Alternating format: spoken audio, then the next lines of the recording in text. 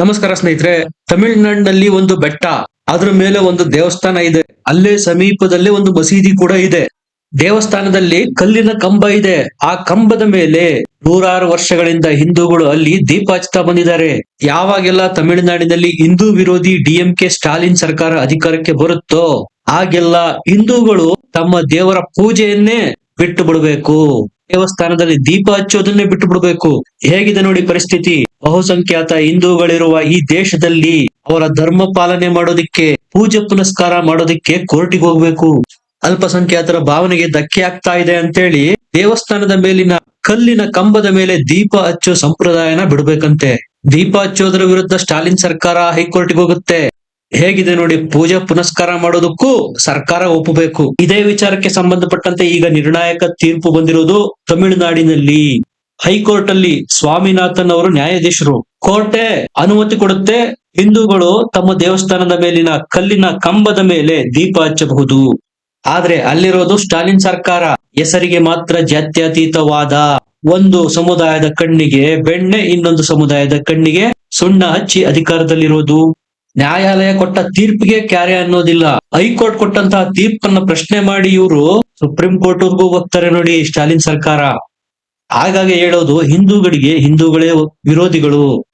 ಜಾತಿಗಳಾಗಿ ಒಡೆದು ಸುಲಭವಾಗಿ ಛಿದ್ರ ಪಿದ್ರ ಆಗೋಗ್ಬಿಡ್ತಾರೆ. ಇದರ ಅನುಕೂಲವನ್ನ ಸ್ಟಾಲಿನ್ ಸರ್ಕಾರ ಈ ಹಿಂದಿನಿಂದಲೂ ಪಡೆದುಕೊಂಡು ಬಂದಿದೆ.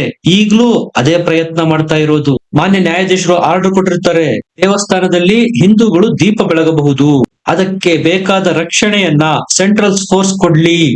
ಆದ್ರೆ ಈ ಮೊಂಡ ಸ್ಟಾಲಿನ್ ಸರ್ಕಾರ ಆ ಆದೇಶವನ್ನ ಲಾಗು ಆಗೋದಿಕ್ಕೆ ಬಿಡೋದಿಲ್ಲ.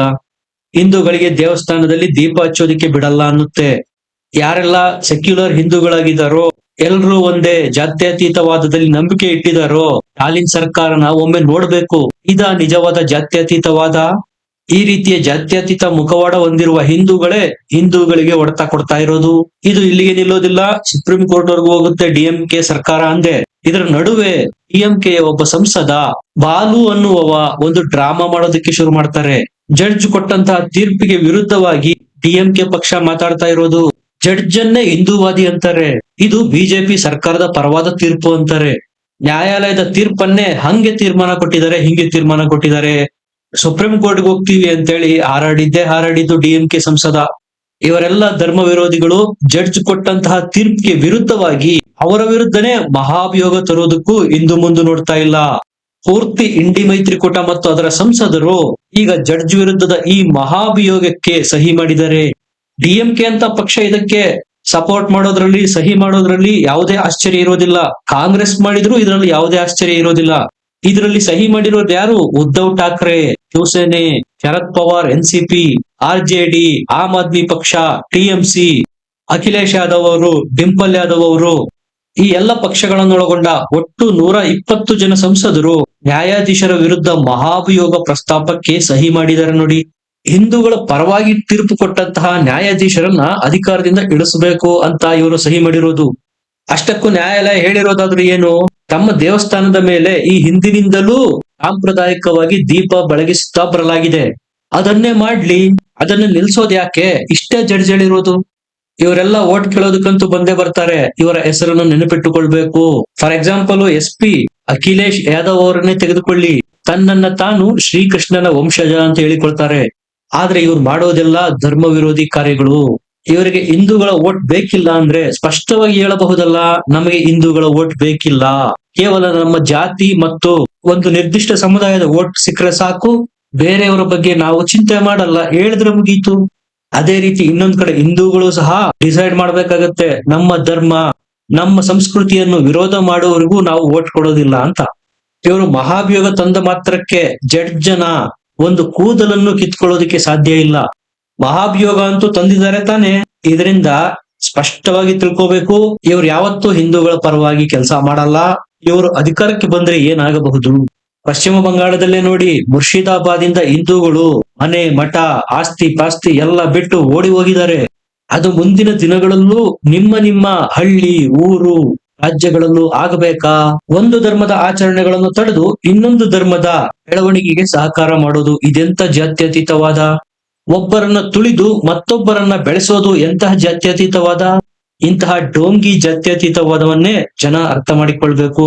ಈಗ ಸಂವಿಧಾನ ಪೀಠದಲ್ಲಿ ಕೂತಿರ್ತಕ್ಕಂತಹ ಜಡ್ಜು ನಿರ್ಧಾರ ಕೊಡ್ತಾರೆ ಅಂದ್ರೆ ಅದಕ್ಕೆ ಅದರದ್ದೇ ಆದ ಬೆಲೆ ಇರುತ್ತೆ. ತೀರ್ಪು ನಿಮ್ಮ ಪರ ಬಂದಿಲ್ಲ ಅಂತ ಮಾತ್ರಕ್ಕೆ ನ್ಯಾಯಾಧೀಶರನ್ನ ವಿರೋಧ ಮಾಡೋದು, ತೆಗಳೋದು, ಮಹಾಭಿಯೋಗ ತರೋದು, ಒಂದು ಧರ್ಮದ ಪರವಾಗಿ ಕೆಲಸ ಮಾಡ್ತಾ ಇದ್ದಾರೆ ಅನ್ನೋದು ಎಷ್ಟರ ಮಟ್ಟಿಗೆ ಸರಿ? ಇವ್ರು ಬೇಕಾದ್ರೆ ಸುಪ್ರೀಂ ಕೋರ್ಟ್ಗೆ ಹೋಗ್ಲಿ, ಅದು ಬಿಟ್ಟು ತೀರ್ಮಾನ ಕೊಟ್ಟಿರುವ ಜಡ್ಜ್ ವಿರುದ್ಧನೇ ಮಹಾಭಿಯೋಗ ತರೋದ್ರಲ್ಲಿ ಏನರ್ಥ? ಸಂಸದರಿಗೆ ಆ ಹಕ್ಕಿದೆ, ಜನಸಾಮಾನ್ಯರು ಏನ್ ಮಾಡ್ಬೇಕು? ಫಸ್ಟ್ ಆಫ್ ಆಲ್ ಹೇಳ್ಬೇಕಂದ್ರೆ ಸುಪ್ರೀಂ ಕೋರ್ಟ್ಗೆ ಈ ವಿಚಾರ ಹೋದ ತಕ್ಷಣ ಕಂಟೆಂಪ್ಟ್ ಆಫ್ ಕೋರ್ಟ್ ಅಂತ ಕೇಸ್ ದಾಖಲು ಮಾಡಿಕೊಳ್ಬೇಕು. ಯಾಕಂದ್ರೆ ಕೋರ್ಟ್ ಕೊಟ್ಟಿರ್ತಕ್ಕಂತ ಆದೇಶವನ್ನೇ ಮಾನ್ಯ ಮಾಡಿಲ್ಲ ಇವರು. ಮರಿಬೇಡಿ, ಈ ಡೋಂಗಿ ಜಾತ್ಯತೀತವಾದದ ಮುಖವಾಡ ಹೊತ್ತಿರುವ ಇಂಡಿ ಮೈತ್ರಿಕೂಟದ ಪರವಾಗಿ ಕೆಲಸ ಮಾಡೋರು ಈಗ್ಲೂ ಇದಾರೆ ಸಿಸ್ಟಮ್ ಅಲ್ಲಿ. ಹಾಗಾಗಿ ಅವ್ರು ಹೇಳೋದು ಪದೇ ಪದೇ ಸರ್ಕಾರ ಮೋದಿದಿದ್ರು ಸಿಸ್ಟಮ್ ನಮ್ದು ಅಂತ. ಇಂಥವರನ್ನೇ ಪದೇ ಪದೇ ಆರಿಸ್ತಾರೆ ತಮಿಳುನಾಡಿನ ಜನ.